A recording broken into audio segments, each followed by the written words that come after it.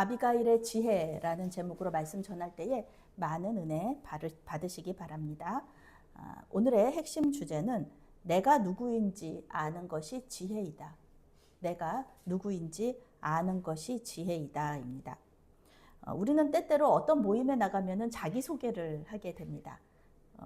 모임에서 저희 정용시 성도님 같은 경우에는 친구들 모임, 또 우리 권사님들, 집사님들 같은 경우에도 이제 여행 같이 다니시는 예전에 그런 모임들이 있으신데요.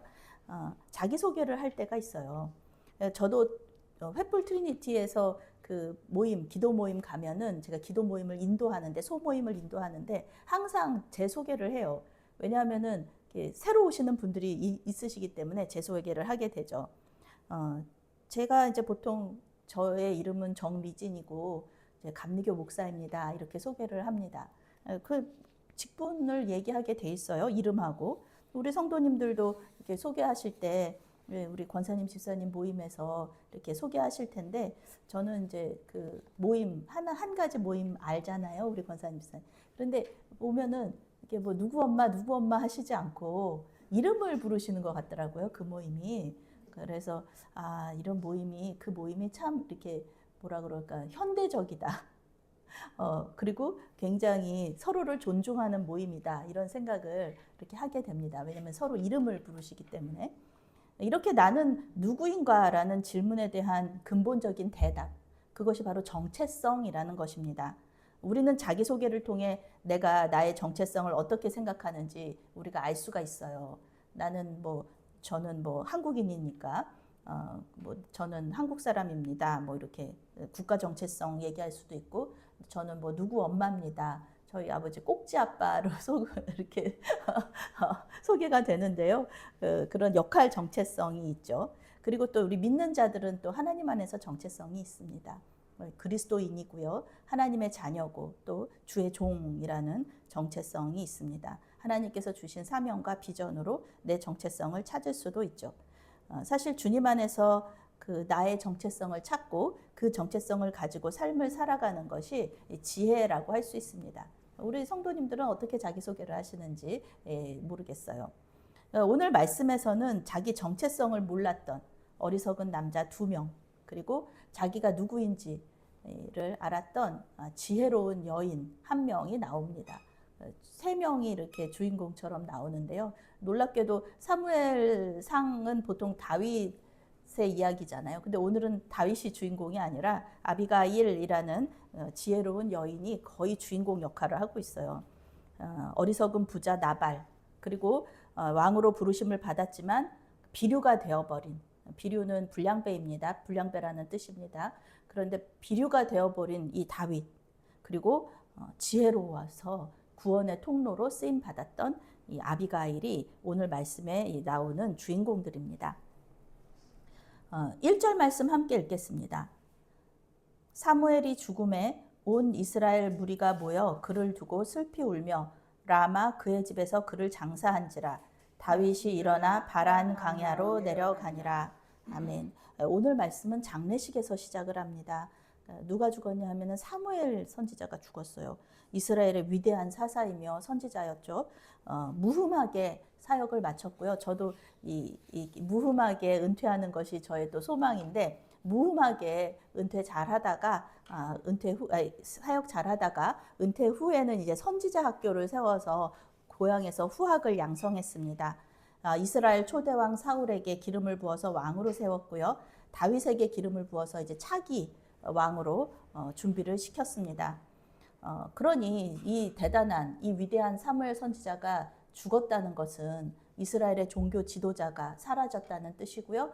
또 사울 왕과는 또 사이가 그렇게 좋지는 않았지만 사울 왕과 다윗의 정신적인 지주가 사라졌다는 뜻입니다. 그러니 이제 다윗도 정신적인 지주, 자기의 멘토가 죽었으니까 이후에 어려움을 겪을 거라는 거, 또 자기의 정체성에 문제가 생길 거라는 거 우리가 예상할 수가 있습니다. 다윗은 사무엘의 장례식에 참석하고 나서요, 바란 광야로 들어갔습니다. 광야는 사람이 살기에 척박한 땅이에요. 이스라엘에 가시면은 이제 광야를 이제 또 체험해 보실 텐데요. 정말 아무것도 없습니다. 그냥 워낙에 뭐 날씨가 좋으니까 아주 멀리까지 볼 수 있는데요. 뭐 오아시스 그런 것도 볼 수가 없고요. 나무 한 폭이 볼 수가 없습니다. 척박합니다.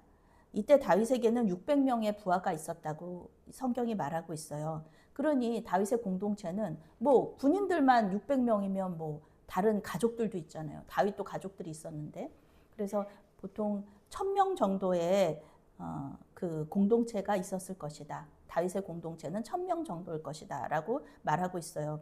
1000명의 사람들이 척박한 땅에서 사는 거예요. 하나님의 도우심이 없으면은 불가능합니다. 물도 없고 먹을 것도 없는데 어떻게 1000명이 살 수 있습니까? 출애굽한 이스라엘 백성들이 광야에서 40년 동안 살았어요.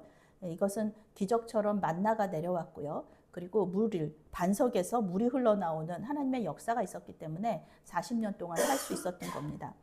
다윗은 이제 1000명 공동체의 대표가 됐잖아요.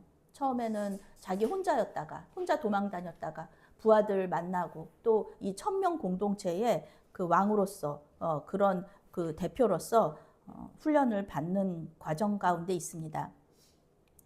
이들이 먹고 마시는 일 이제 왕이 책임져야죠. 왕이라는 게 그거잖아요. 그 하나님과의 우리와의 관계도 마찬가지지만 보호해주고 또 모든 필요를 공급해주고 이런 것이 왕이 할 일이잖아요. 이제 600명의 부하뿐만 아니라 그 가족들까지 책임을 져야 하니까 무척 어렵고 힘들었을 것입니다. 그리고 이제 사무엘 선지자까지 죽었으니까 자기가 이제 오롯이 내가 정말 다 책임져야 되겠구나 이렇게 생각이 드는 거죠. 하나님께 맡겨야 된다. 왕이라면은 자기가 왕이 아니라 내 위에 왕이 있다는 거, 하나님이시라는 걸 알고 그분께 맡겨드려야 되는데 이게 사람이 몰리다 보면은 이게 하나님께 맡겨야 되는 그런 부분에서 못하게 되는 거죠.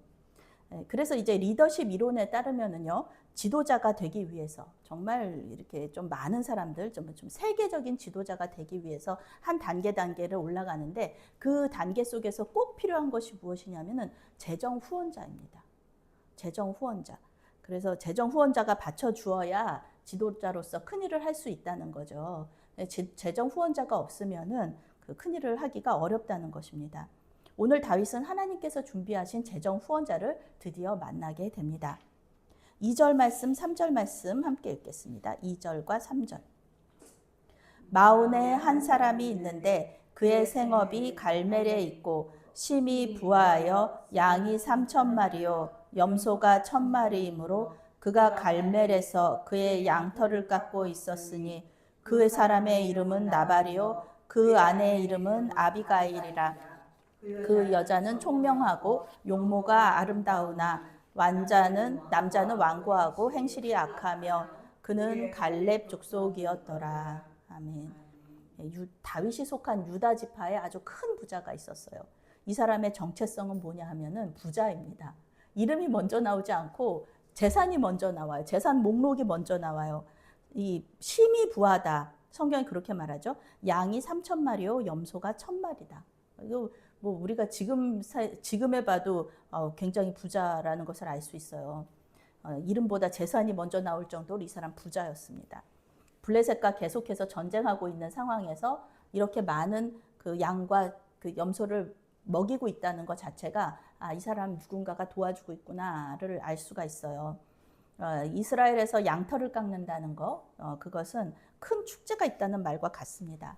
목축업은 우리는 뭐 농사 지으면은 이제 그 추수감사절이라고 해가지고 추수한 거를 이렇게 우리가 이렇게 그러는데 곡식 추수를 중요하게 생각하는데 양털 깎는 사람들, 목축업자들한테는 이 농사가 뭐냐 하면은 양털 깎는 게 농사의 그 축제의 날이에요. 그 추수예요. 그래서 사람들이 많이 모여서 먹고 마시는 일, 이것을 이제 축제의 날에 하는데요. 이 큰 부자가 아내와 함께 왔다. 그래서 이제 그것이 소개가 되고 있습니다. 그 사람의 이름 나중에 나오는데 이 사람 나발이고요. 이름이 나발입니다. 바보, 어리석은 자라는 뜻입니다. 그리고 아비가일, 아내의 이름은 아비가일입니다. 아내는 총명하고 용모가 아름다웠어요. 이 총명하고 지혜롭고 용모가 아름다운 건 사실 다윗 왕의 모습이거든요. 다윗이 젊고 아름다운 그리고 총명한 사람이었습니다. 그런데 남편은 완고하고 행실이 악한 사람이었습니다. 부자인데 완고하고 행실이 악해요. 놀라운 일은 이 사람이, 이 부자가 갈렙 족속이었다는 겁니다. 갈렙이 어떤 사람입니까? 이 가나안 땅의 정탐꾼 중에 한 명이었죠. 다른 정탐꾼들이 다 거기 가면은 우리 다 죽는다고, 우리 자식들 다 죽는다고, 거기 사람들 거인 족속들이라고, 무서워서 못 간다고, 그렇게 얘기했을 때 가데스 바네아에서 우리 못 간다고, 가지 말자고, 그냥 여기 가데스 바네아가 아주 오아시스로 아주 살기가 좋으니까 그냥 여기서 살든지 아니면은 애굽으로 돌아가든지 하자고. 12명의 정탐꾼 중에서 10명이 있자고 그랬어요. 가지 말자고, 들어가지 말자고. 그런데 유일하게 2명 들어가자고 얘기했던, 믿음으로 들어가자, 하나님께서 약속하셨으니까 우리 가자라고 얘기했던 사람이 바로 여호수아와 갈렙입니다. 그 갈렙이에요. 유다 지파의 대표였고요. 여호수아와 함께 살아서 가나안 땅을 밟은 출애굽 1세대입니다. 그런데 이 갈렙이 유다 지파를 대표하는 믿음의 사람으로 광야 40년 동안 하나님의 약속을 붙들었던 이 갈렙의 후손이 바로 이 나발이라는 겁니다. 그저 부자, 단지 부자일 뿐이었던, 믿음도 없고요, 용기도 없고요, 그저 돈 많고 악했던 그런 사람이었다는 거예요. 그런데 그의 아내가 지혜롭고 아름다웠습니다. 하나님의 은혜예요. 이 사람이 가진 것들 중에서 가장 귀한 것은 이 양이나 또 이 염소가 아니라 이 아내였을 겁니다. 하나님의 은혜입니다. 고집이 세고 행실이 악한데 부자라는 이 조합. 이것을 보면은 하나님 무시하고 재산만 중요하게 생각하는 사람이라는 것을 알 수가 있어요. 당연히 그는 하나님께서 다음으로 세우신 왕에 대해서는 관심도 없었고요. 또 여기 가까운 데 광야에 1000명의 공동체가 있잖아요.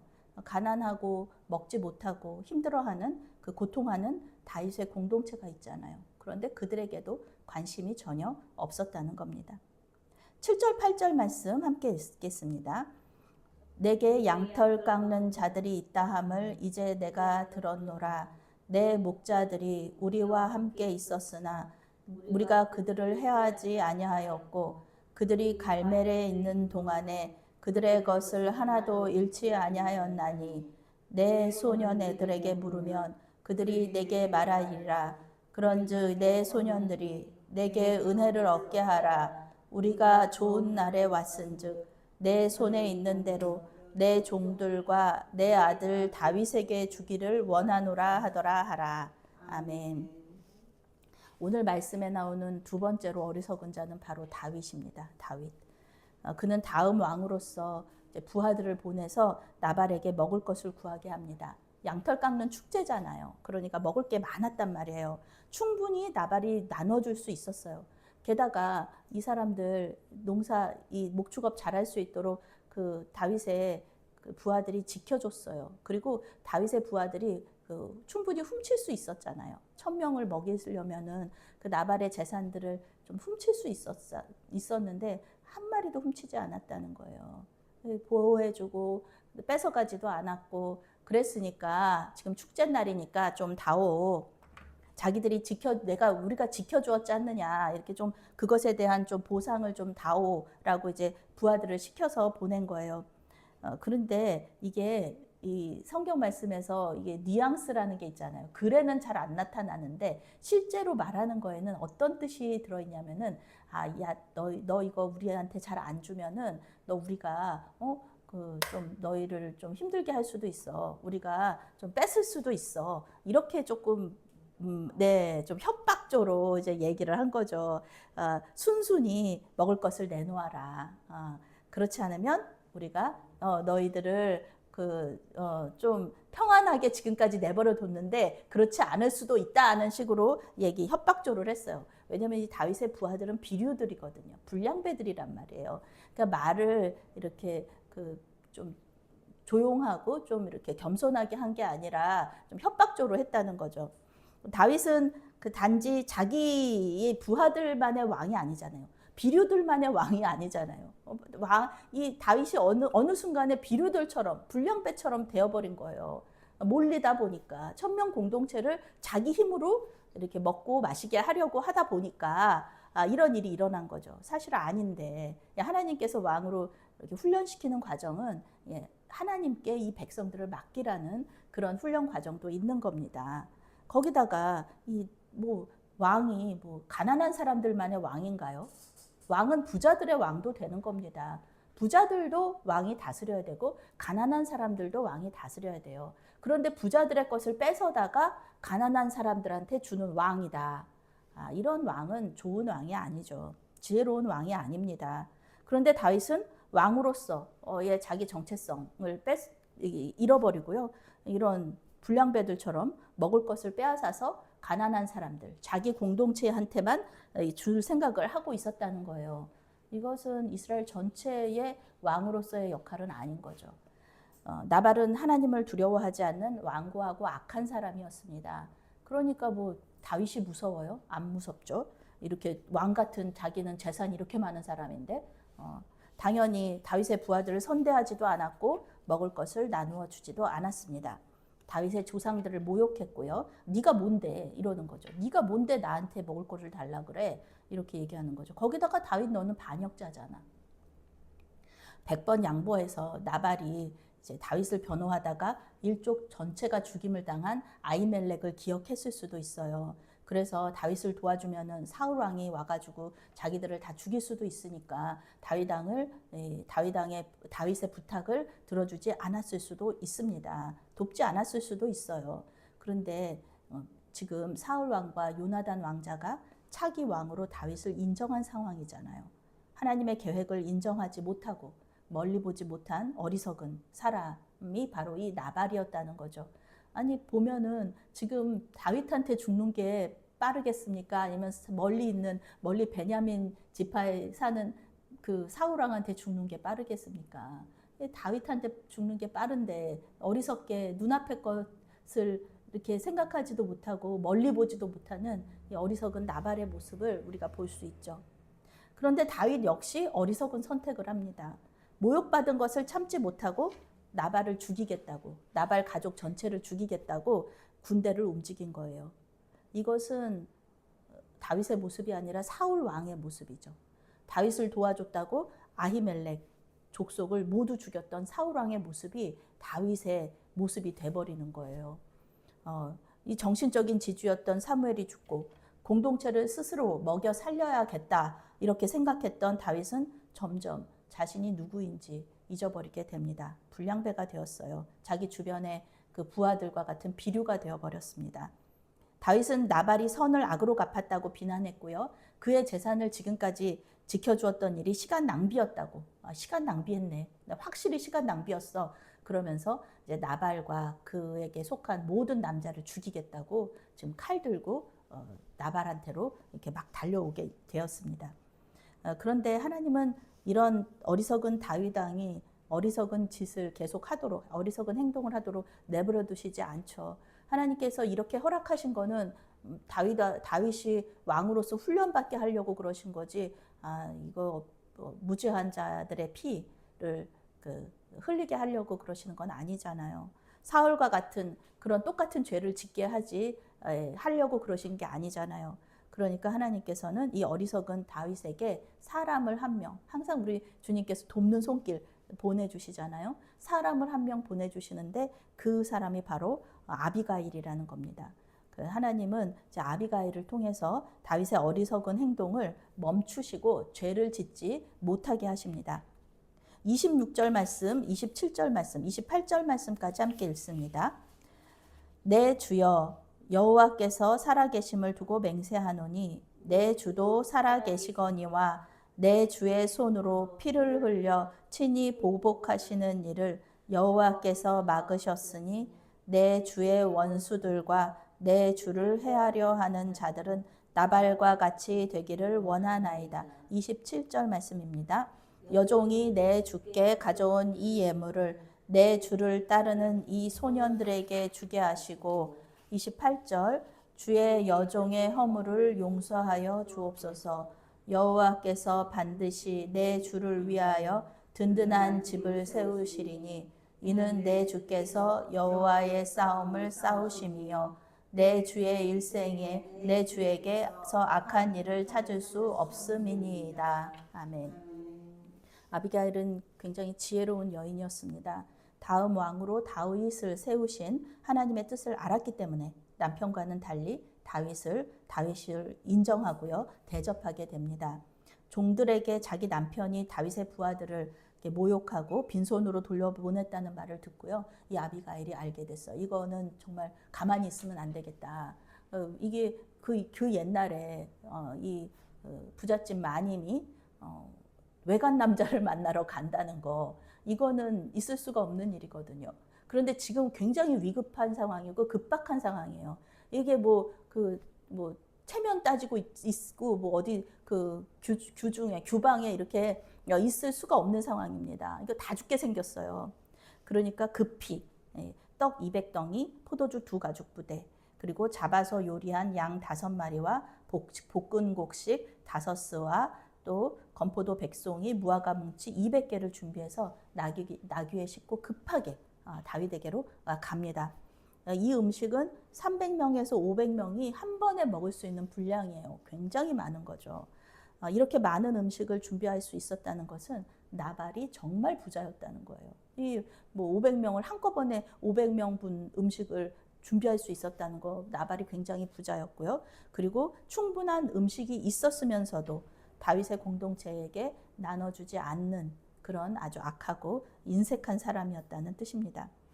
아비가일은 다윗이 보복할 것을 알고 있었기 때문에 서둘러서 직접 다윗에게 찾아가서 진심으로 사과합니다. 이런 지혜로운 행동을 통하여서 아비가일은 남편도 살리고요. 그리고 남편의 집에 속한 모든 남자들을 살립니다. 그리고 이 남자들만 살리는 게 아니라 여자들도 살리는 거죠. 자기 자식, 우리 권사님, 집사님 모두 저기 아버지도 자식들을 엄청 사랑하잖아요. 아들, 이제 그런 아들들이 우리 이제 집사님 이제 곧 손자가 생기시는데요. 손자가 아들이 죽임을 당한다. 그러면은 내가 살아도 사는 거겠습니까? 살아도 사는 게 아니죠. 여자들도 엄청 불행해지는 거예요. 산다고 해도. 그러니 이것이 얼마나 아비가일의 지혜로운 행동 덕분에 온 그 족속이 다 나발의 가족들이 나발에게 속한 종들부터 시작해서 다 그 구원을 받는다는 것이죠. 집안 전체를 살린 겁니다. 아비가일은 다윗에게 가는 도중에 칼을 차고 달려오던 다윗을 만나게 돼요. 성경은 다윗의 발에 그녀가 엎드렸다 말하고 있습니다. 부잣집 사모님이 반역자로 몰려서 도망 다니던 다윗에게 종처럼 엎드린 겁니다. 이거는 아비가일이 다윗을 주님으로 말하잖아요. 당신 나의 주인님이라고. 세번역 성경은 장군님이라고 번역하고 있어요. 장군님이다. 그리고 자신은 여종이다. 저는 종입니다. 당신의 종입니다. 자기의 정체성을 그렇게 말해요. 자신은 하나님께서 다윗이 나중에 후회할 행동을 막기 위해 보내신 당신의 여종입니다. 왜 당신이 직접 복수를 하려고 합니까? 하나님께서 복수해 주실 건데. 당신 하나님께 기름 부음 받은 사람이잖아요. 하나님께서 복수해 주시는데 왜 당신이 복수해서 나중에 왕이 되었을 때 양심의 가책을 느끼고 어려움을 겪게 하려고 합니까? 무죄한 자의 피를 왜 흘리려고 하십니까? 이거 나중에 정치적으로 문제됩니다. 라고 얘기하는 거예요. 그래서 설득하는 거예요. 마음에 걸린다, 양심의 가책을 느낀다는 뜻입니다. 정치적으로도 나중에 무죄한 자의 피를 흘린 일이 왕으로서 분명히 부담이 될 거예요. 32절 말씀, 33절 말씀 함께 읽습니다. 다윗이 아비가일에게 이르되 오늘 너를 보내어 나를 영접하게 하신 이스라엘의 하나님 여호와를 찬송할지로다. 33절 또 내 지혜를 칭찬할지며 또 내게 복이 있을지로다. 오늘 내가 피를 흘릴 것과 친히 복수하는 것을 내가 막았느니라. 아멘. 다윗이 아비가일의 이야기를 듣고 정신을 차렸어요. 내가 어리석었구나. 내가 원래 그런 사람이 아닌데 나는 하나님께서 기름 부으신 왕이 될 사람이고 또 내 백성들은 내가 먹이고 입히는 것이 아니라 하나님께서 먹이고 입히시는데 내가 왜 이런 비류와 같은 불량배 같은 행동을 했던가 이렇게 자책하는 거죠. 그러면서 하나님을 찬양합니다. 하나님께서 아비가일을 보내셔서 무죄한 자의 피를 흘리는 것을 막으셨다는 거죠. 하나님께서 도와주셨다. 하나님 찬양해요. 그리고 아비가일의 지혜를 칭찬하고 그녀를 축복합니다. 아비가일을 통해 나발과 그 집안 전체가 구원을 받았고요. 다윗은 친히 복수하는 거, 그거가 이렇게 멈추었기 때문이죠. 나발은 그 이 모든 일에 대해서 알지도 못해요. 먹고 마셔요. 그죠? 먹고 마시고 술 취해 있다가 다음날 아침에 아내로부터 모든 이야기를 듣게 되죠. 이 아비가일이 여기서도 지혜로운 거예요. 자기 남편에 대해서 너무 잘 알고 있잖아요. 술 취한 사람한테 무슨 말을 해요. 알아듣지도 못하고 이해도 못할 텐데. 그렇게 이제 그 일을 나중에 듣게 되는 거죠. 우리가 이제 뭐 그 영화에서 뭐 혹성이나 뭐 행성이 지구를 향해서 막 이렇게 날아오는 거, 그런 영화들 있잖아요. 그래서 그 행성을 어떻게 해서든지 지구를 비껴나가게 하든지 중간에서 폭파시키든지 이런 재난 영화들이 나오는데요. 이때 지구는 지금 당장 이제 멸망당할 지경인데 어떻게 영화에서는 보여주나요? 평범한 사람들 일상을 다 살잖아요. 그냥 모든 사람들 그냥 뭐 일상생활을 지속하고 뭐 그 공원 가서 이렇게 놀고 또 식사하고 가족들끼리 좋은 시간 보내고 이런 시간들이 계속 나오잖아요. 그런데 나중에 이 사실을 이렇게 알게 되면은 막 난리가 나잖아요. 모든 사람들이. 그러는 것처럼 나발이요. 자기가 다윗한테 죽게 되었을 그런 지경이었고 자기 아내가 또 가가지고 또 그렇게 중재를 했다. 이런 얘기를 듣고 낙심하여서 몸이 돌과 같이 됐다. 이렇게 성경이 말해요. 영어 성경은 심장마비라고 번역합니다. 그 얘기를 듣고 심장마비 걸렸다고 하고요. 현대 신학자들은 뇌졸중으로 쓰러졌다고 얘기를 해요. 뇌졸중으로 쓰러졌다. 그런데 그 성경은 뭐라고 얘기하냐면은 열흘 후에 하나님께서 나발을 치셨다라고 얘기합니다. 하나님, 이 아비가일이 다윗한테 뭐라고 얘기하냐면은 당신은 하나님의 싸움을 싸우는 사람이라고. 이게 무슨 뜻이냐면은 당신은 하나님을 위해서 싸우는 사람, 하나님을 위해서 싸우는 사람이라고 얘기했어요. 하나님을 위해서 싸우는 사람하고 반대편에 있다는 건 뭡니까? 하나님과 적이 되었다는 거예요. 하나님과 반대편에 있다는 거예요. 아비가일은 이런 맥락에서 보면은 이제 나발은 하나님을 위해서 싸우는 사람을 대적하는 거죠. 그러니까 모욕한 거죠. 그러니까 하나님께서 대신해서 복수해 주셨다는 겁니다. 우리는 사울의 죽음도 예상할 수 있어요. 사울도 하나님께서 치심을 통해서 죽게 될 것이죠. 나발이 죽은 후에 다윗은 아비가일에게 청혼해요. 그리고 아비가일이 받아들입니다. 나발의 모든 유산은 아비가일을 통해 다윗에게 돌아갑니다. 다윗은 이제 그 재정 후원자까지 얻게 되는 거예요. 재정 후원자를 얻게 되고 경제적인 어려움을 해결하고 그리고 또 다른 유다 지파의 여인을 아내로 아히노암이라는 여인을 아내로 맞이함으로써 이제 유다 지파 안에서 모든 그런 자신의 영향력을 구축하게 됩니다. 우리는 분노한 다윗을 가로막은 아비가일의 지혜로운 행동 속에서 죄인들을 위해서 그 앞을 가로막은 예수님을 생각할 수 있습니다. 우리 예수님 아무 죄가 없으셨지만 내가 죄인입니다 라고 얘기하시면서 그 모든 죄를 짊어지고 십자가에서 죽으시잖아요. 바리새인들과 종교 지도자들이 죄인들을 정죄할 때마다 예수님은 죄인들 앞에서 그들을 변호해 주셨습니다. 물론 죄인들의 죄를 인정하신 건 아니에요. 죄를 받아들이신 거 아닙니다. 예수님은 가늠하다가 현장에서 잡힌 여인에게 더 이상 죄를 짓지 말라 분명히 말씀하셨어요. 죄를 주님께서는 인정하신 것이 아니라 그 죄인을 불쌍히 여기신 거죠.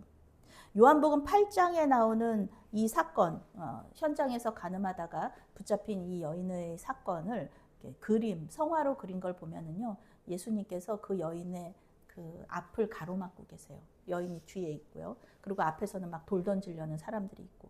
그런 것처럼 이 돌에 예수님이 맞으실 수 있는 그런 위기 상황이 이 그림, 성화에 보면은 나와 있는 거예요. 가늠하다가 현장에서 잡혔다. 그러면은 사람들에게 돌에 맞아 죽는 것이 율법의 그런 가르침입니다. 그래서 이제 가늠하지 못하게 하는 거죠. 그런데 예수님은 죄 없는 자가 먼저 돌로 치라는 유명한 말씀을 하시면서 이 여인을 구해주세요. 또한 돌로 치려는 사람들에게도 자신들이 죄인임을 깨닫게 하시고요. 예수님이라는 구원의 길을 알려주십니다. 구원자는 예수님 한 분이시지만 우리는 사람들을 구원의 길이신 예수님께로 인도하는 사람들입니다. 아비가일과 같이 우리는 다른 사람들이 죄 짓는 일을 멈추게 할 수 있어요. 우리한테는 그런 또 사명이 있습니다. 이것이 우리의 정체성입니다. 죄 짓는 일을 멈추게 하고 구원의 길로 인도하는 일. 이것이 우리에게 주어진 사명이고요. 또 그런 사람이라는 정체성을 가지고 있어요. 예수 그리스도의 복음을 전함으로써 죽어가는 사람을 살릴 수 있는 하나님의 통로이면서 사명자들이 바로 우리라는 것입니다. 이것을 아는 것이 지혜다. 이것은 거룩한 부담이면서요, 하나님께서 우리에게 주신 놀라운 특권입니다. 약속하신 성령의 능력을 통해서 우리가 누구인지 구원의 통로로 크게 쓰임받는 지혜로운 사람들, 저와 여러분이 되시기를 바라겠습니다. 아멘. 사랑의 하나님, 우리를 하나님의 복의 통로로, 구원의 통로로 삼아주시니 감사합니다. 복음을 전할 수 있다는 것은 놀라운 특권이며 아름다운 사명입니다. 거룩한 부담감을 가지고 주님의 구원 사역에 동참하게 하여 주시옵소서. 예수님의 이름으로 기도합니다. 아멘.